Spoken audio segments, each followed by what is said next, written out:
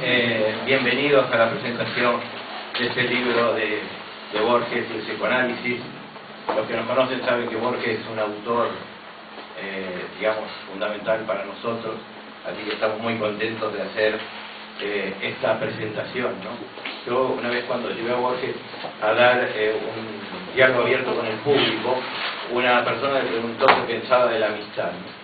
Y Borges contestó que cuando Eduardo Machía había sacado el libro Historia de una pasión argentina, él pensaba que debía referirse a la amistad, porque creía que la amistad era la pasión argentina.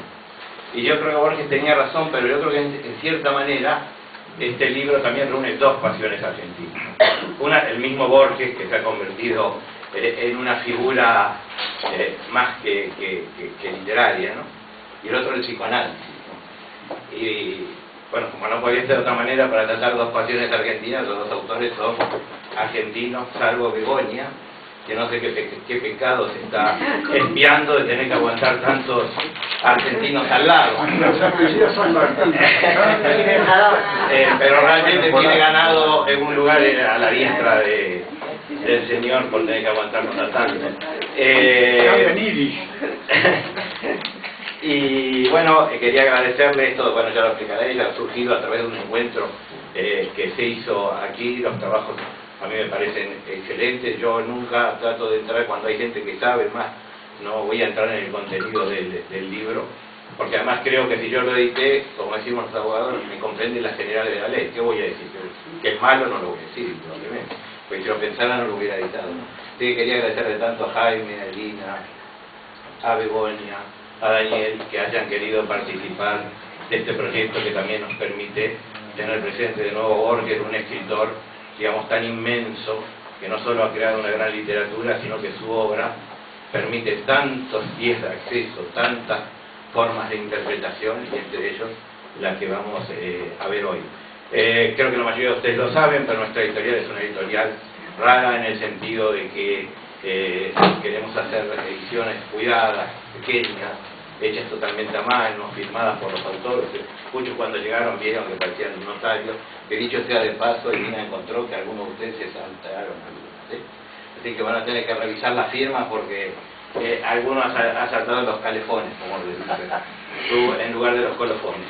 Así que bueno, nada más, los libros básicamente yo siempre creo que son un placer íntimo, requieren ser vistos de cerca y pasados sus páginas, y así que los invito luego, vamos a compartir un vídeo y que lo miren detenidamente. Hemos puesto 3 fotos de Borges también para que no haya solo letra y tener la imagen del maestro ahí presente. Para los que no saben leer. Bueno, puede ser, pero pocas figuritas, son 3 nada más. Se van a aburrir un poco los que no quieran leer nada, pero siempre tener la imagen ahí ayuda. Así que bueno, nada más, yo le voy a pasar, no voy a hacer la presentación de cada uno, ni Begoña, que ha sido Begoña Alonso, la que coordinó básicamente este proyecto y ha escrito el prólogo. Me parece que es más adecuado que ella, bueno, un poco modere y haga la presentación inicial. Muchas gracias.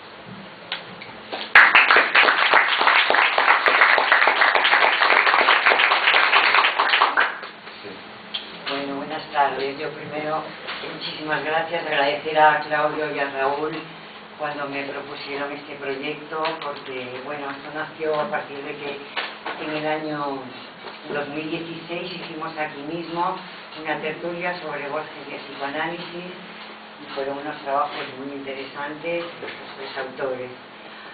Y bueno, también agradecerles porque fue una oportunidad para volver a pensar en estos trabajos, ¿no? La verdad que siempre es apasionante volver a Borges, porque es inconmensurable, interminable, y más cuando se articula con el pensamiento psicoanalítico.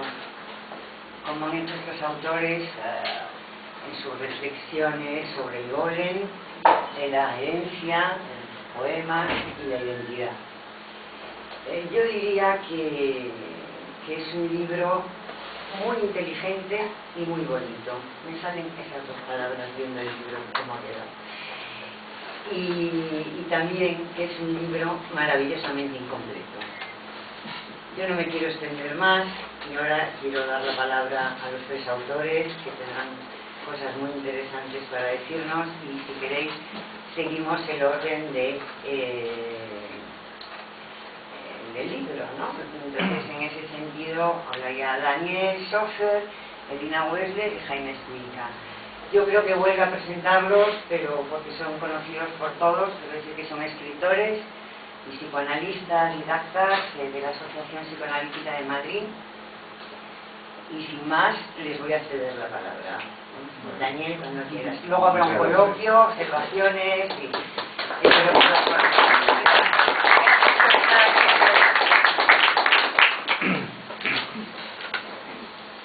Bueno, en primer lugar, yo también quiero agradecer al Centro de Arte Moderno, a Claudio y Raúl, por la publicación de este libro. También quiero agradecer vuestra presencia, porque sois los destinatarios de estas reflexiones. Uno siempre escribe para alguien. Es, como dijo Roland Barthes, un modo de entregarnos amorosamente al otro. Este libro nació por una propuesta que nos hizo el Centro de Arte Moderno a raíz de la celebración del Año Borges. Celebramos el año con una mesa redonda en la que cada uno eligió el tema que le apetecía para la ocasión, cada cual a su manera, o como dice el tango, cada loco con su tema. Como le había ocurrido a Borges, me fasciné por el golem después de leer un hermoso trabajo de Gershom Scholem, la idea del golem en sus relaciones telúricas y mágicas, que está publicado en su libro La Cábala y el Simbolismo. A su vez, Gershom Scholem se movilizó para profundizar en el tema del golem cuando se cumplían 40 años de la publicación de la novela homónima de Gustav Meyrink. Los libros nos dignifican, nos hacen pensar, nos hacen humanos. El lenguaje nos hace humanos. El que no habla es un golem. En una noche como la de hoy, hace 80 años, se produjo en Alemania lo que se conoce como la Noche de los Cristales Rotos. Fue el comienzo de la persecución y asesinato sistematizado de un pueblo y de su cultura. ¿Es posible la poesía después de Auschwitz? Auschwitz, se preguntaba Teodoro Adorno. Antes de su exilio a Londres, Freud pudo ser testigo de cómo quemaban sus libros en una gran hoguera y comentó: el mundo progresa lentamente. Hace solo 300 años me hubiesen quemado a mí. Se equivocó. 6 millones de judíos fueron gaseados y quemados en los campos de exterminio por la barbarie. Por eso, escribir hoy sobre el golem no es tan solo un ejercicio de erudición sobre Borges, el psicoanálisis y la aventura de interrogar a la Biblia jugando con las letras y las palabras como hicieron los cabalistas. Escribir sobre el golem, sobre la poesía en Borges, sobre Pierre Menard y el Quijote, es a la vez un testimonio de resistencia ante la barbarie y un modo de reivindicar la vida frente al apuesta tanático de los golémicos. Para mí, el tema del golem es interesante porque nos permite reflexionar, entre otras cosas, sobre la cuestión del creador y de su creación. ¿Por qué crear? ¿Qué es lo que empuja a alguien a crear? ¿Cuál es el sentido y el destino de lo creado? El primer golem fue Adán, el hombre creado por Dios. Dice la Biblia que en el 6º día de la creación, Dios formó a los seres vivientes, incluidos los humanos. Al hombre lo creó a su imagen y semejanza. A este ser, que fue moldeado con tierra, lo llamó Adán, que viene de la palabra hebrea Adamá, tierra. Pero al principio, Adán era un golem, un objeto con forma humana, creado a imagen y semejanza de Dios, pero que aún no era un ser viviente. Era un golem hasta que Dios le insufló el soplo divino. El hombre, aún después de haberse convertido en un ser viviente, sigue siendo un golem, un ser con defectos y con fallos en relación a un ideal inalcanzable. Lo que nos lleva a suponer que quizás ese Dios omnipotente y todopoderoso era poco hábil en el manejo de los materiales y que por eso no fue capaz de producir algo mejor, o bien que al crear a Adán lo hizo a su imagen y semejanza, con sus mismos fallos y defectos. En la literatura del siglo XII y XIII, la palabra golem designaba sobre todo a una reproducción de la forma humana, un antropoide, una criatura artificial no atravesada por la palabra y carente de inteligencia. Hay muchas leyendas sobre sabios rabinos que, conociendo las combinaciones de las letras con las que fueron creados los cielos y la tierra, pronunciaban el nombre secreto de Dios y lograban crear seres vivientes. Cuenta, por ejemplo, una leyenda que en el siglo XVI Rabí Loeb construyó un hombre con polvo de la tierra y, pronunciando el nombre secreto de Dios, le dio vida. Golem es sobre todo el nombre de la incompletud. Es la representación de lo que le falta a un ser para llegar a ser. Por lo tanto, vamos a continuar con la idea de que Adán, en tanto golem, creado a imagen y semejanza del demiurgo, es el espejo en el que Dios contempla su incompletud, tal como Borges los pone en su cuento Las Brumas Circulares. Lo que se plantea a través del tema del golem es el modo en que el otro nos habita, el modo en que nos constituimos a través del otro, de ese soplo divino que es el lenguaje y de la manera en que a partir de las palabras nos mostramos el interior de nuestros propios enunciados. Pero también plantea la cuestión de lo que hay de original y de copia, de lo que es idéntico y de lo que es diferente en cada incertidumbre y en cada afirmación con las que nos presentamos ante el otro. El cabalista Abraham de Abulafia dice que en esta operación de crear un hombre no se trataba tanto de emular a Dios, sino de una práctica de meditación sobre las letras del alfabeto hebreo, de comprender las formas en que estas letras se combinan y sustituyen en la Torá, que está constituida de principio a fin por el nombre impronunciable de Dios. No se trata, por lo tanto, de la fabricación concreta de un antropoide artificial, sino de la búsqueda del nombre secreto de Dios por medio de la combinación de las 22 letras del alfabeto para alcanzar una elevación espiritual que transforme al golem que somos en sujetos de la palabra. Elegí el tema del golem porque me gustó la idea de que la creación se produce a través de las palabras, que las cosas existen porque las nombramos.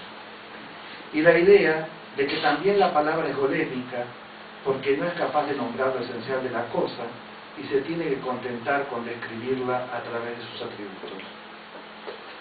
Podemos jugar como los cabalistas a encontrar las palabras que sean capaces de decir y de crear como hizo Dios con el mundo.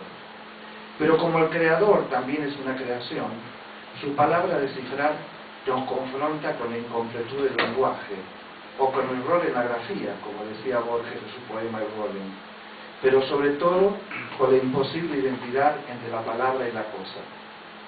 Para Borges, como si fuese un psicoanalista, la importancia de la cábala no radica en alcanzar la verdad escondida en el texto como producto final, sino en el proceso, el camino a través del cual el investigador, también él un golem, se transforma en sujeto de la palabra. Dicen los cabalistas que cuando Moisés recibió la Torá, Dios le abrió las 49 puertas de la sabiduría y dejó cerrada la puerta 50, que se refiere al conocimiento de Dios.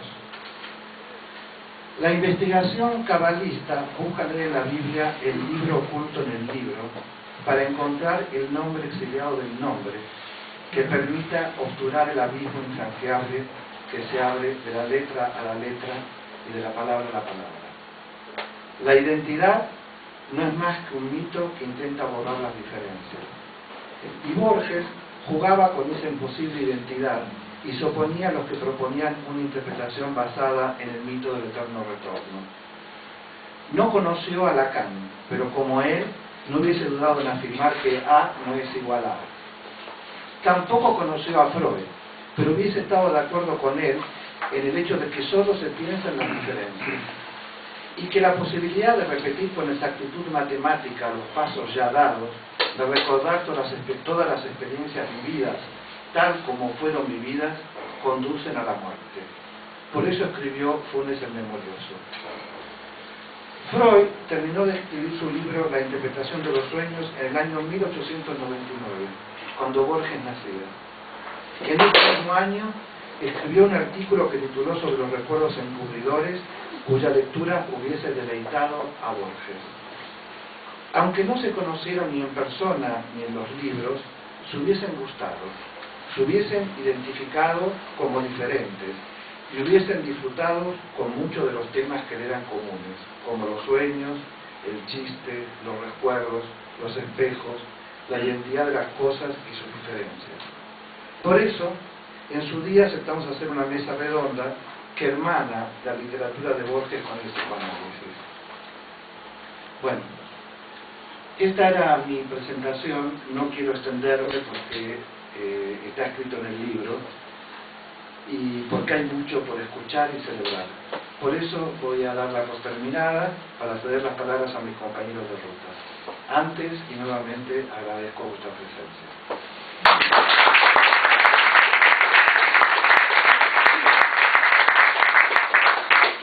Gracias, Dani.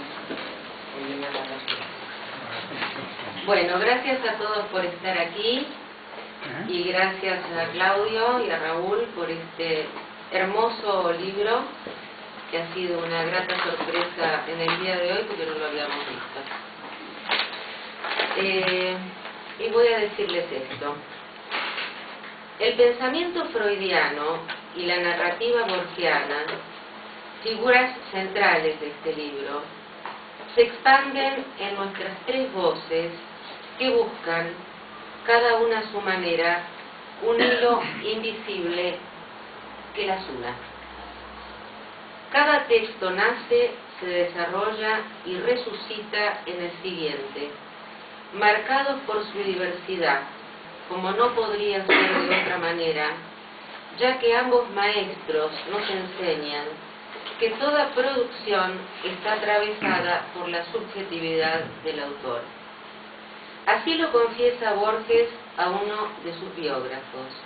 Dice: yo no he elegido estos temas me han elegido a mí, ellos vuelven. Y los temas que nos han elegido a nosotros esta vez son el golem, Pierre Menard y la extraña intimidad entre la hermenéutica borgiana y la psicoanalítica. Temas que no intentan finalizar, sino transcurrir. Desalentar la pretensión de atrapar los conceptos más allá de algún destello de la palabra freudiana y algún fulgor del poetizar borgiano. Aunque Freud no conoció a Borges y Borges nunca leyó a Freud, como acaba de decir Daniel, nosotros tres intentamos en este libro que ambos conversen, se interpelen, se unan, atravesados, cómo no, por nuestros propios fantasmas. Porque cada uno de nosotros los hemos recreado, los hemos hecho conversar, seguramente más allá de nuestra conciencia, desde ese otro lugar que Freud llamó el inconsciente. El inconsciente no olvida, y el lenguaje poético lo evoca. Huellas mnémicas hechas ritmo, quiebres léxicos, metáforas, metonimias. Producción de sentidos inauditos que rompen el orden lineal del enunciado. Y sin embargo, el orden simbólico se mantiene a pesar de la violencia ejercida contra la lengua cotidiana. Por eso es poesía y no psicosis. Por eso, otro dispositivo por antonomasia, el sueño, tan presente en ambos autores para dar cuenta de otra lógica. Los sueños se encuentran en el centro de las producciones teóricas de Freud y las producciones literarias de Borges. Los sueños, a quienes Borges consideraba el más antiguo de los géneros literarios. Escribe en su poema El sueño: seré todos o nadie, Seré el otro que sin saberlo soy, el que ha mirado ese otro sueño, mi vigilia. Mi texto recorre la hipótesis de que Freud vertebra en teoría lo que Borges anuncia en literatura. No es esta una propuesta nueva, sigue una de las grandes intuiciones freudianas. Los poetas se adelantan siempre a los descubrimientos psicológicos. Así lo atestigua su interpretación de la tragedia griega. Ambos autores recrean cómo los sujetos no tienden a lo nuevo, sino que buscan lo nuevo para repetir lo antiguo, porque estamos marcados, porque el deseo del otro nos inaugura. Esto muestra Freud a través de sus casos clínicos y Borges a través de sus poemas. ¿Qué decir del pasado? Insignificante, borrado como los sueños. Así andaba el pasado en la teoría, hasta que Freud lo reexhibió, dictaminó el final del mito de su ausencia. Allí en lo oscuro está lo venidero, lo porvenir, lo viejo que no aprende de lo nuevo. Borges lo dice así en su poema Al hijo. No soy yo quien te engendra, son los muertos, son mi padre, su padre y sus mayores. Y escribe Freud en Tótem y Tabú. Nos es lícito entonces suponer que ninguna generación es capaz de ocultar a la que sigue sus procesos anímicos de mayor sustantividad. Así como Freud utiliza el concepto de filogénesis para pautar el lugar de determinación prehistórica anterior a lo vivido, Borges nos conmueve al decirlo así en su poema Everness. Solo una cosa no hay, es el olvido. ¿Qué hicieron ambos con los mitos? Borges se nutrió de sus metáforas arcaicas, de sus lugares desconocidos pero próximos desde el cuento familiar y el tesoro de los libros transitados sin tregua. Se nutrió de las muertes heroicas de sus antepasados, de los textos sagrados, y no amortiguó sus efectos en la escritura. ¿Qué hizo Freud con la novela familiar del neurótico? Convertirla en praxis. Esa fórmula magistral que tiende el lazo entre la clínica y la teoría, entre el síntoma y el fantasma, entre el pasado y el presente. Nos legó, por ejemplo, el saber que detrás de Hans, dirigiendo una ópera, Hans era un paciente que él nunca vio, pero que conoció, se asoma invisible su padre que escucha música en el salón de la infancia. Que detrás de su paciente de las ratas, obsesionado por una deuda nimia, se oculta invisible el padre dilapidando su fortuna. Borrar, en suma, las obstrucciones del velo del presente para apalabrar la oscuridad del recuerdo y aún de lo que se deseó pero nunca sucedió. Para terminar, y no hacer esto demasiado largo, algunos versos de Borges de su poema El tiempo que condensan, me parece, todo lo anterior. Dice así: la memoria es individual. Nosotros estamos hechos en buena parte de nuestra memoria. Esta memoria está hecha en buena parte de olvido.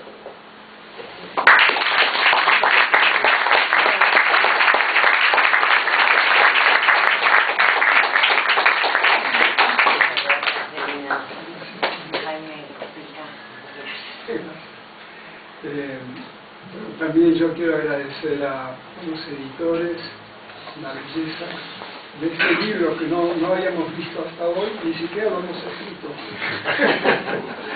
Pero en realidad es un libro que quedó muy hermoso y ya da muchas gracias. a mis compañeros del libro, agradecerles también los hermosos artículos que han publicado y el magnífico discurso que han tenido aquí. A Begoña Alonso, que agradecerle mucho que su apellido, su segundo apellido San Martín, que hace homenaje a los argentinos que estamos aquí y a la Argentina que ella no es, pero el entusiasmo con el que abordó la compilación del libro y la preparación del libro y el hermoso prólogo que es una síntesis magnífica de las ideas de nosotros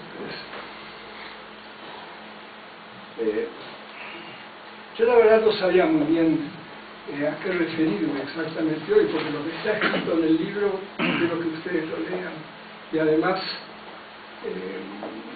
es un encuentro que tuvimos hace un tiempo aquí atrás, donde hablé de Pierre Menard, autor del Quijote, que me parece un cuento maravilloso, desopilante, absolutamente fantástico para mostrar la locura que es la identidad de la identificación.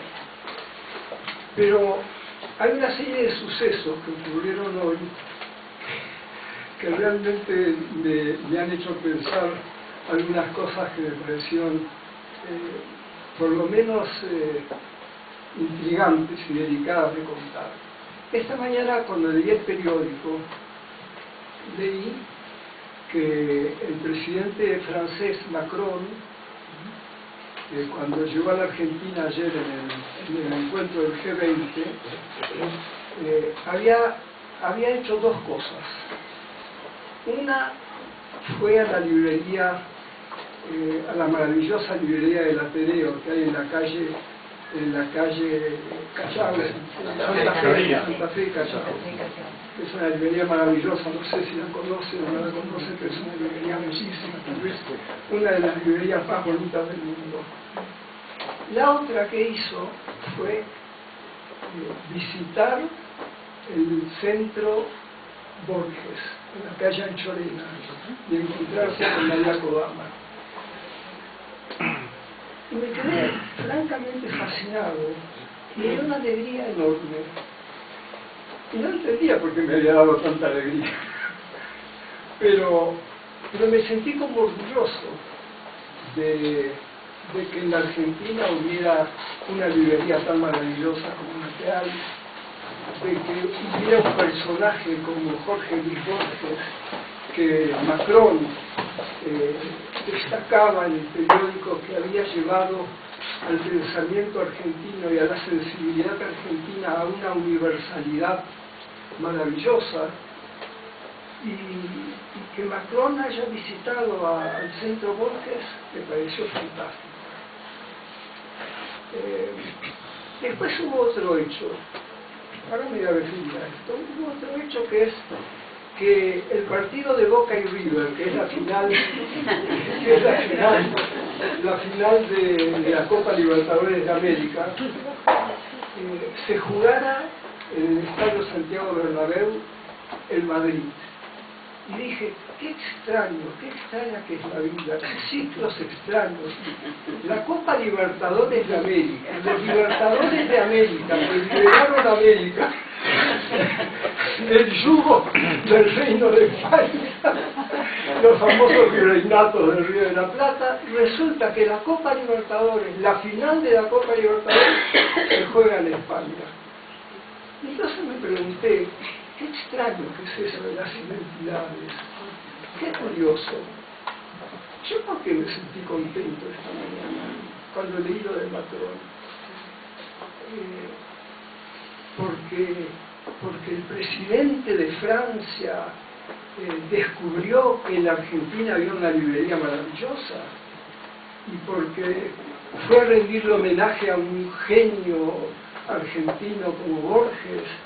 Y eso a mí qué me concierne. Yo no nací en Argentina, viví en Argentina, nací en Polonia, soy judío, vivo en España, y sin embargo algo de mi ser sufrió un verdadero goce. Y lo mismo pasa con la historia de la Copa Libertadores, que se juega en España. Me pareció casi como una especie de ironía de que los liberados vuelvan a jugar una final en el país de los que defendían y los que fueron supuestamente súbditos. Y también me dio una gran satisfacción. ¿Y qué satisfacción? ¿Por qué tuve esa satisfacción? Y a mí me pareció que el concepto de identidad gira alrededor de lo que yo diría una especie de goce tonto y de goce estúpido. Que yo me pusiera feliz y me sintiera orgulloso de ese suceso. Claro, yo puedo contar, cuando yo era pequeño tenía una idealización de lo francés como todos los argentinos, todos soñábamos con París y todos pensábamos que el verdadero saber, la verdadera cultura estaba en la filosofía de París, estaba en el pensamiento de París, que la verdadera democracia tenía que ver con Montesquieu, etcétera, etcétera. Y entonces pensé, claro, que el presidente francés homenajea a la librería Santa Fe, la librería del Ateneo, o que homenajea a Borges, era como un resarcimiento de un viejo anhelo infantil de poder ser alguien admirado, a pesar de que vivía en un país pequeño y en un país aparentemente que llamábamos un país totalmente marginado. La identidad es un goce tonto, y un goce tonto alrededor de significantes que de alguna manera nos salvan y nos resarcen de una nada central y de un vacío central que, si podemos quedarnos en reconocer que es un goce tonto y que nos resarcen nada más que en un vacío central, magnífica identidad y magnífico goce tonto. El problema es cuando el goce tonto se transforma no en un goce tonto, sino en una razón mortífera, en un creer que la identidad no es solo el ornamento de una nada central, o el ornamento tonto de un vacío o de una falta, sino que la identidad es algo sustancial. Ahí comienza la tragedia, ahí comienzan todos los totalitarismos, ahí comienza la locura de la identidad. Y la razón se transforma en una cosa mortífera, en una estatua que, en lugar de dejarnos reconocer en el goce tonto, nos transforma en personajes totalmente dañados, destruidos y destructores. Boca y River no se puede jugar en Buenos Aires porque la identidad de Boca y de River no es un goce tonto, sino un goce sustancial. Y ese goce sustancial es lo que no permite que haya un divertirse con la identidad en su diversificación y en sus variedades. Les voy a contar otra cosa. Yo tuve la suerte de participar en un congreso internacional de psicoanálisis en 1990 en Buenos Aires, y había justamente una tarde entera dedicada a un encuentro que se llamaba Borges y el psicoanálisis. Yo participé en esa mesa redonda y tuve la suerte de participar con André Green, un psicoanalista justamente francés. Vuelve lo francés y la idealización que yo tenía de los franceses en mi historia. Y André Green era un psicoanalista que merecía no solo una admiración idealizada, sino una admiración real, porque es un hombre que ha trabajado mucho, que ha pensado mucho. Y yo traje en ese congreso algo de una idea que es mi mantra, con el que yo prácticamente sigo manejando todos mis trabajos, que es el famoso concepto de que porque se dice no se puede decir.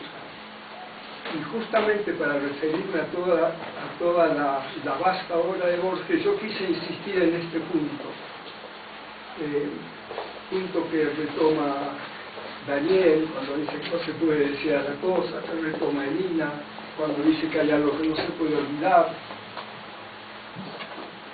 Y tuve la suerte de que André Green trajera una cuestión que cuando yo la pude leer y la pude revisar, me di cuenta que era una de las cosas maravillosas de Borges, donde estaba en juego algo de este concepto, de que porque se dice no se puede decir.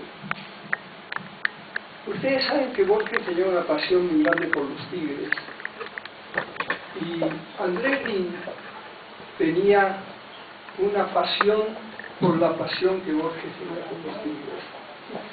Visitó a Borges cuando él visitó a la Argentina. André Gide estuvo muchas veces en la Argentina antes del 90, y lo visitó a Borges cuando Borges vivía. Borges murió creo que en 1986. Y en una de las visitas descubrió una fotografía de Borges, María Kodama y un tigre. Borges lo estaba acariciando, lo estaba tocando con una gran pasión.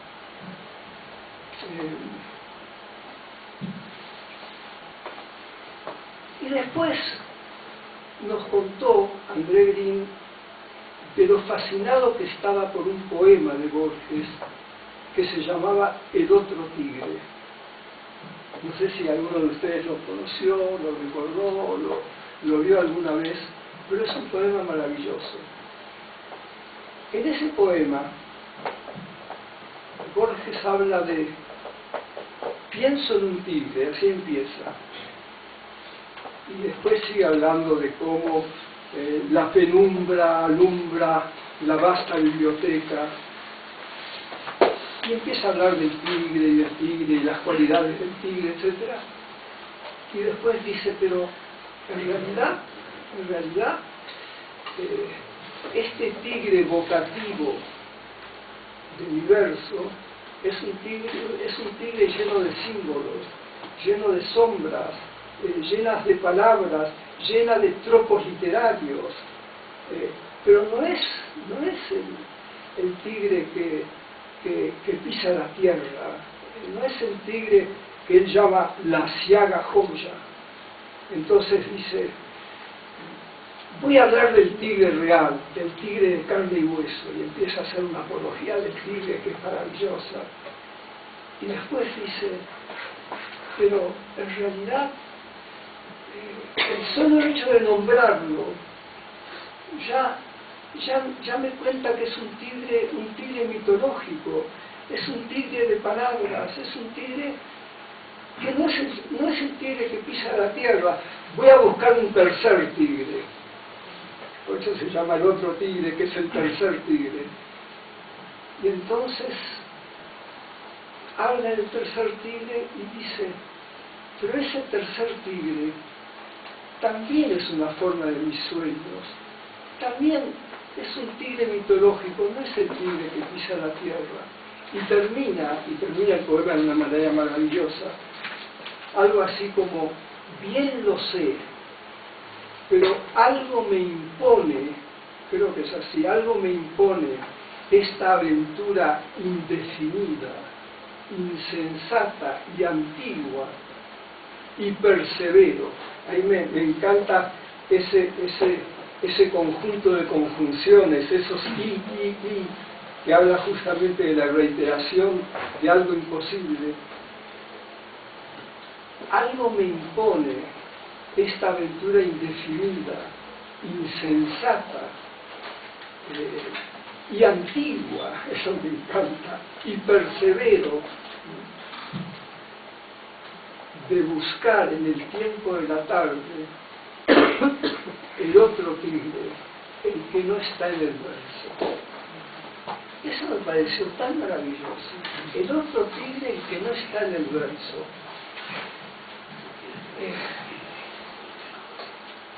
Pero resulta que el otro tigre, el que no está en el verso,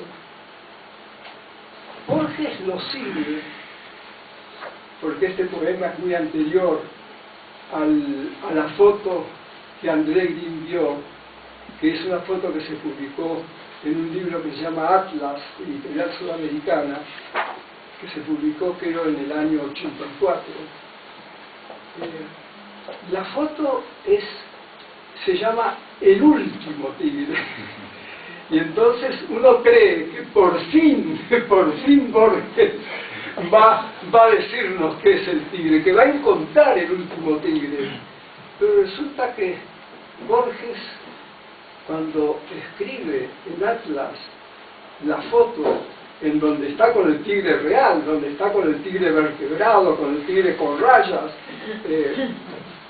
a Borges le preguntaron por qué le gustaban más los tigres que otros felinos, y dijo que a él le gustaban más las rayas que los puntos, ¿no? Pero de todos modos, él dice el último tigre, y entonces uno cree que va a decir por fin, y dice el último tigre no es más real que el tigre de mis sueños. Eso me parece maravilloso. Como una encina real no es más real que la encina de mis sueños. Pero, ¿qué es el tigre que está fuera del verso? Usted lo dice muy bien, que él persevera, pero el tigre que está fuera del verso no es el tigre de la naturaleza, porque la naturaleza dejó de existir. Esa es la belleza de todo el pensamiento freudiano seguido por Lacan, que el concepto de lo natural dejó de tener totalmente vigencia porque quedó subsumido por las tres dimensiones de las que habla Lacan: lo real, lo imaginario y lo simbólico. Por ser sujetos del habla, nunca podremos encontrar el tigre que está fuera del tropo. Y no nos basta decir que es el tigre natural que está en la foto, porque ese tigre natural ya no es natural, nunca va a ser natural para nosotros, porque el habla no deja que el tigre natural sea encontrado, porque el concepto natural es un concepto del habla, y el concepto de lo natural desaparece frente a los tres registros: lo real, lo imaginario y lo simbólico, que los tres son dimensiones, como dice jugando Lacan, menciones del decir, menciones de la palabra. Lo real, lo que no se puede decir porque se dice. Y el tigre no se puede encontrar fuera del verso, y lo único que hace uno es buscarlo. Por eso la identidad no se puede encontrar fuera del goce tonto del ornamento, porque es un vacío central, y es como si uno tuviera que elegir siempre entre dos opciones: entre encontrar a un tigre sin identidad o encontrar una identidad sin tigre. Y esto tal vez es el lugar esencial de lo identitario, un lugar imposible, un lugar que hace que en el texto que presento en el libro yo juegue con este concepto de la imposible identidad del sujeto humano, porque tiene que ver con un sujeto que tiene que dejar de ser lo que no fue para llegar a ser alguna vez lo que nunca podrá ser.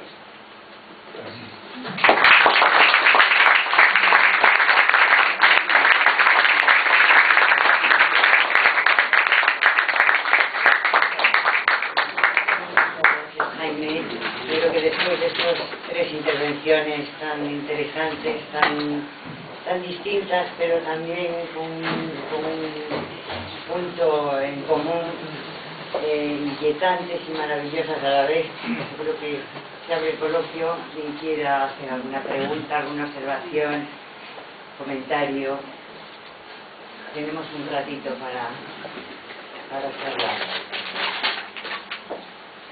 Bueno, mira, yo antes que se pongan serios, voy a contar lo que yo creo que es la anécdota más freudiana que conozco.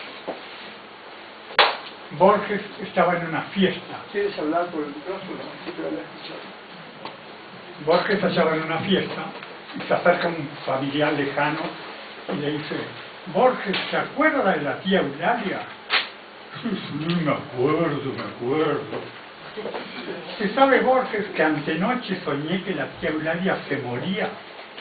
Que a la mañana siguiente me llamaron y me dijeron que se murió. Y Borges lo mira y dice, qué atenta.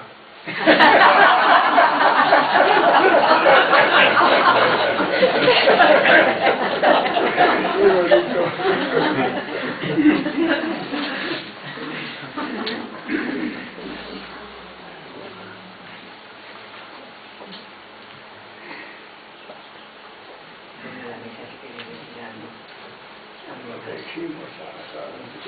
Nosotros ya cumplimos.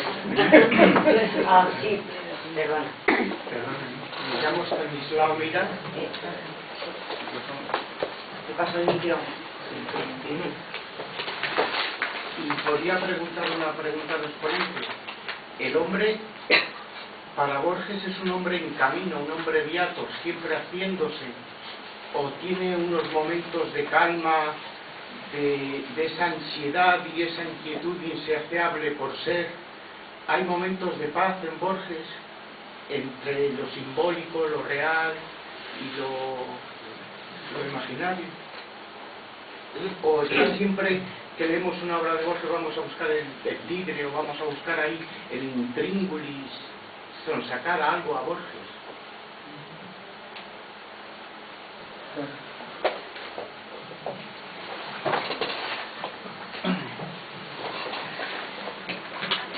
Yo diría que es difícil de contestar su pregunta, pero que Borges logró con la literatura escapar a un destino trágico. Creo que lo logró a través de su literatura. Él estaba destinado a la tragedia porque estaba muy identificado, siguiendo al goce tonto que no era tanto, con sus antepasados heroicos que habían muerto en la guerra, y él incluso en un cuento dice que él quisiera ser, ¿no?, uno de sus antepasados. Tal vez si no hubiera sido por la escritura, Borges hubiera matado a alguien, se hubiera perdido en un laberinto de verdad, en lugar de perderse en las palabras. Vivir para Borges fue escribir, y la sensación de todos sus biógrafos es que escribió más que vivió. Vivir para él era escribir, y justamente su escritura lo salvó de algo. Ahora, momentos de paz, como usted dice, no lo vamos a saber nunca. Bueno, lamentablemente Borges no era tan atento como su tía Eulalia, porque no nos dejó la respuesta. Pero a mí, bueno, yo siempre dije que no podía escribir porque Borges ya me había plagiado todo, ¿no? La fascinación que tenía por su lectura, cada vez que leía un poema o un cuento, tenía la impresión de que podía haberlo escrito yo, ¿no? O que quizás lo escribí, quizás Borges diría, a lo mejor sí, lo escribí, ¿no? Y es la imagen como Pierre Menard.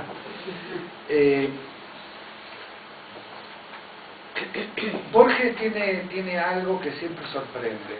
Él está escribiendo un cuento y lo deja llevar a uno, digamos, metonímicamente, ¿no?, de desplazamiento en desplazamiento, ¿no?, por continuidad, nos va introduciendo en un texto, y al final produce un final que es como una metáfora, se trata de un cuento o de un poema. En relación con el texto del Golem, que ahí yo planteo claramente que somos sujetos en construcción, en creación y de incompletud, este poema es importante porque los críticos, y Borges en cierto momento estuvo de acuerdo, claro que él estaba de acuerdo muchas veces con muchas cosas, ¿no?, pero lo que no quiere decir que para él fuese una verdad. Pero él pensaba que este poema que él había escrito, el Golem, era el mejor poema que había escrito, porque en él, en ese poema, estaban condensados todos los temas que eran de su interés, ¿no? el otro, los espejos, el sujeto en un devenir, y incluso logró meter en el poema, con esa, yo creo que era un hombre con mucho humor, al tigre, ¿no? Porque hay un momento en que dice que el gato del rabino escapaba cuando lo veía el golem, ¿no? Y entonces, bueno, a mí lo del gato me gustó, porque de golpe dije, mira cómo metió el tigre, ¿no? Y es un poema realmente hermoso en el que va viendo, va describiendo cómo se va construyendo uno en relación con el otro y cómo siempre queda esa incompletud y esa duda, ¿no?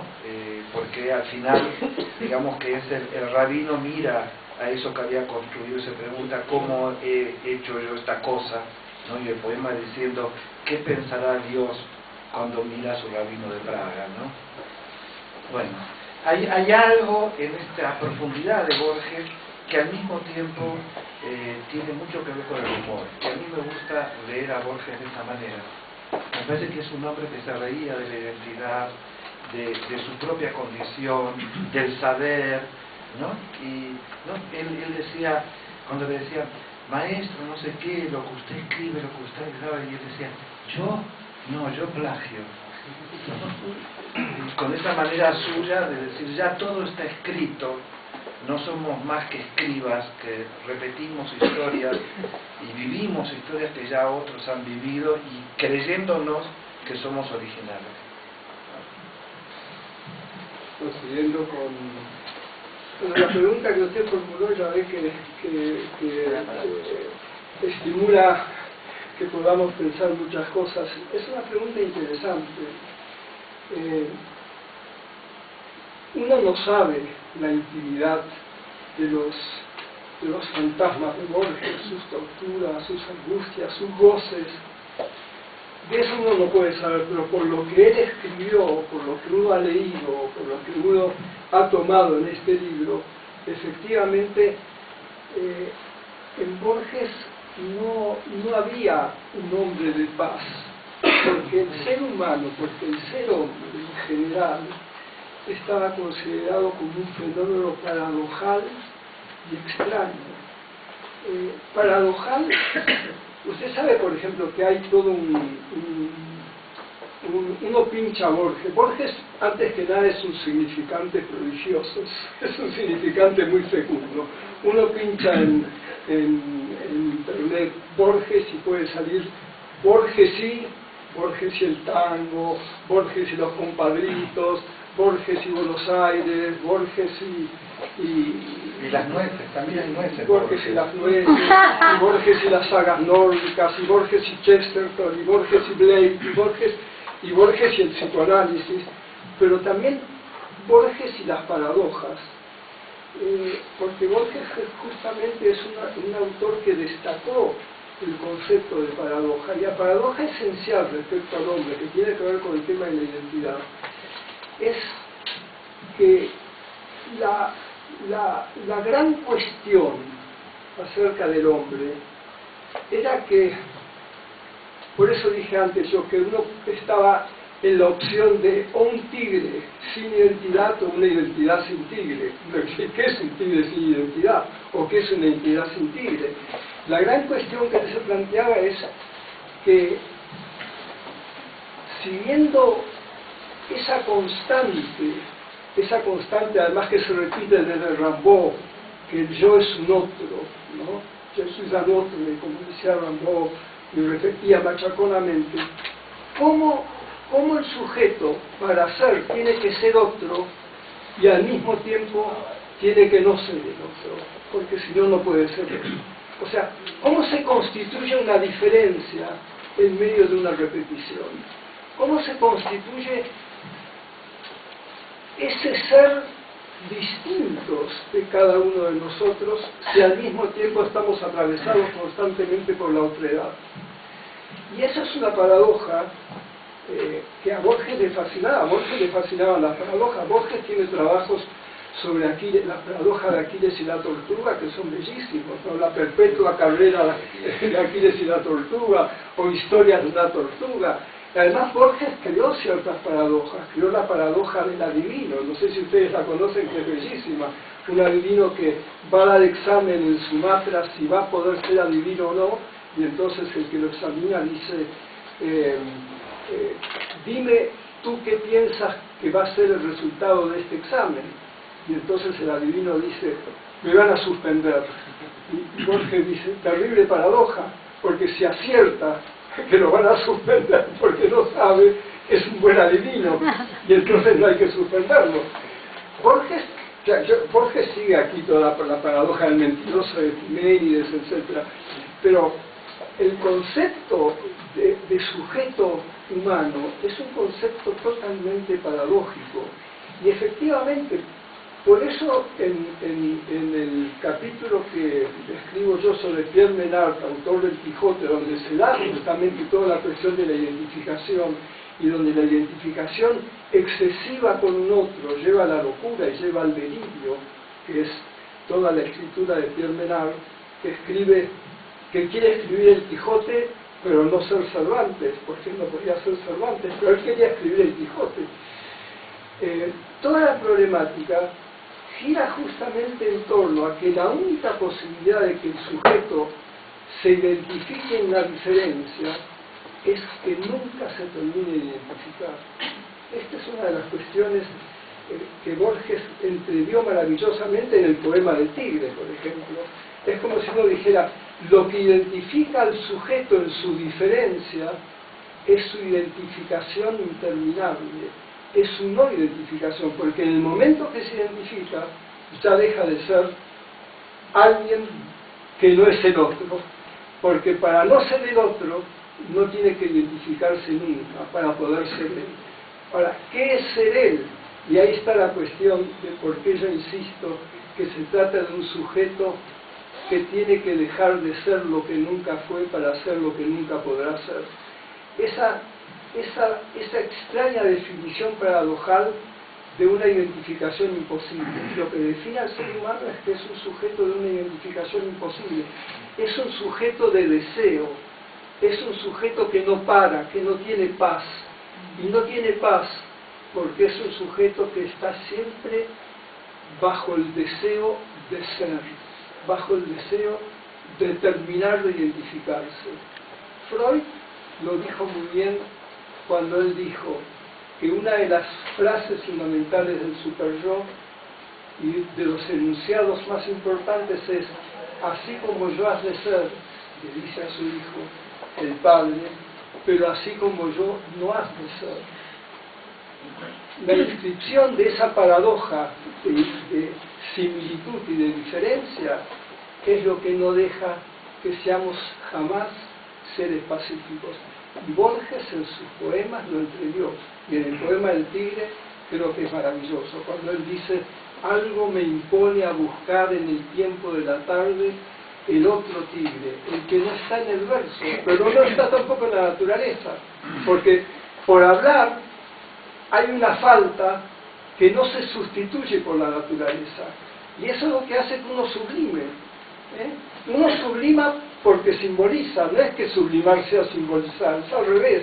Uno sublima porque simboliza, y la simbolización crea una falta que no se sustituye en la naturaleza. Por eso uno puede tener muchos amores en la naturaleza real, y eso no lo abstiene de que tenga la compulsión a seguir sublimando. Picasso sublimó, y Picasso tenía muchos amores en lo natural. Y la sublimación no tiene nada que ver con eso, porque la compulsión a sublimar es por la falta del objeto que la palabra crea, y que es una falta que no se sustituye por nada de lo natural. Y eso hace que no sea pacífico. Y Borges entrevió, a mi juicio, maravillosamente esta concepción. Bueno, de paso, ya que nombro toda esta cuestión de Picasso, quiero decirles que no quiero no nombrar otra vez algo que me parece una maravillosa frase de Picasso en su exposición, que apareció en la exposición que hubo en París, en la última exposición de Picasso, que decía: Picasso escribiendo como como gran título de su exposición, a pesar de que la exposición siempre después que él estaba muerto, decía: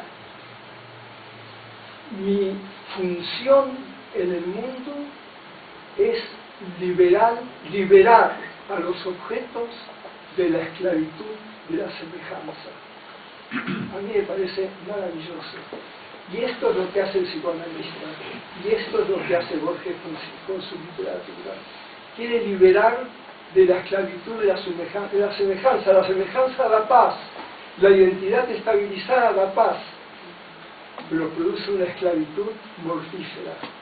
Y liberarlo a uno de la esclavitud de la semejanza es crear bellos objetos sublimados. Por eso las mujeres de Picasso no tienen nada que ver con las mujeres reales, con las mujeres de la naturaleza, digamos.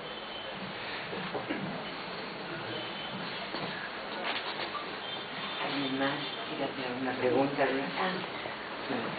No hace falta, ¿no? Quería hacer una pregunta con respecto al concepto del infinito. Esto que tanto está presente en Borges, por ejemplo, en el cuento La Aleph, el sitio donde se condensaba el universo. Y pensaba también, y quería preguntar, ¿el psicoanálisis también es infinito? O sea, las preguntas que nos hacemos para comprendernos mejor y ser más felices, o poder convivir mejor con nosotros mismos, ¿esto puede tener un fin?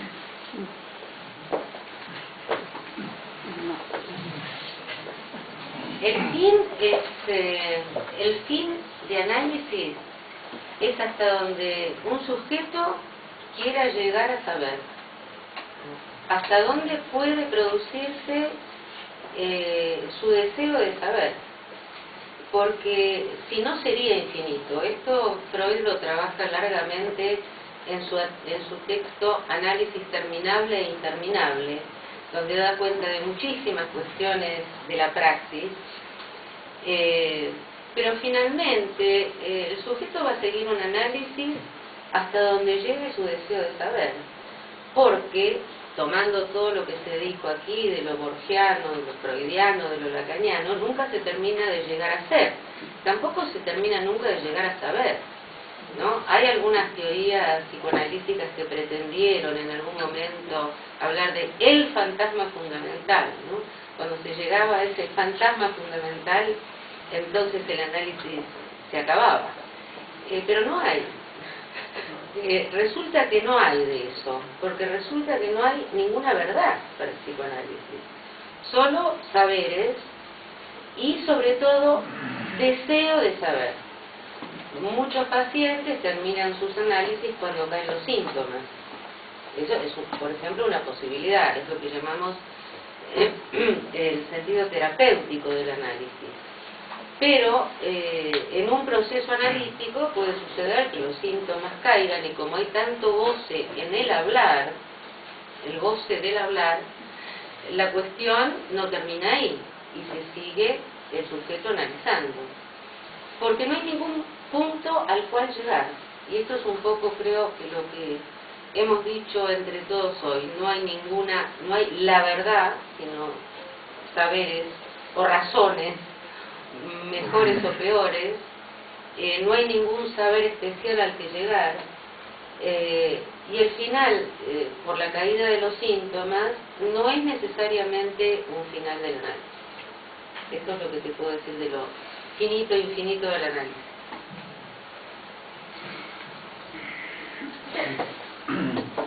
Infinito es una palabra.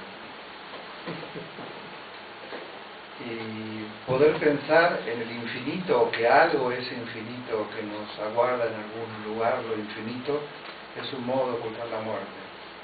La angustia frente a la muerte. Y siempre podemos pensar que hay algo más allá que va a poder llegar a darnos la respuesta que estamos buscando. A mí en este sentido me recuerda el rabino en un pueblito de Polonia, ¿no? Esto me lo contaba Arnoldo Lieberman, que iba por el pueblo gritando: tengo la respuesta, tengo la respuesta. ¿Quién tiene la pregunta? Creo que el análisis tiene mucho que ver con la capacidad del sujeto para poder interrogarse ante su propia finitud. Y que sabemos que Freud dijo que el deseo es indestructible, imposible de satisfacer, pero no porque haya una prohibición, sino porque no se puede satisfacer. Va más allá de la propia prohibición. La prohibición también es un invento.